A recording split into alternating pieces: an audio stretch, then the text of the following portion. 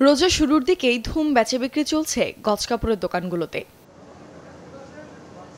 নিজের পোশাক হোক অন্য আর সবার চেয়ে আলাদা, তাতে থাকুক স্বকীয়তা আর নিজস্বতা। পোশাকে নিজেকে ভিন্নভাবে উপস্থাপনে তাই অনেকেই বেছে নেন এই গজ কাপড়গুলো। রাজধানী চাঁদনী চকের এই কাপড়ের দোকানগুলোই এবারে ট্রেন্ডে আছে কারচুপি কাপড়।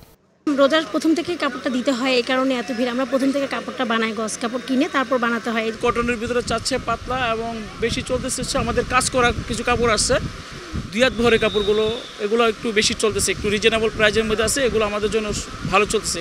সাথে আরামকে প্রাধান্য রেখে ক্রেতাদের পছন্দ সুতি, স্যাটিন, জয়পুরি, জর্জেট সহ বিভিন্ন ফ্যাব্রিক।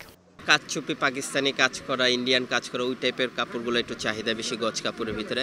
আর তার চেয়ে বড় এখন ওই যে 10-15 যে আমাদের টেলার বন্ধ করে দেয়, এর জন্য না গজ কাপড়ের চাপটা রোজার শুরুতে একটু বেশি এখানে।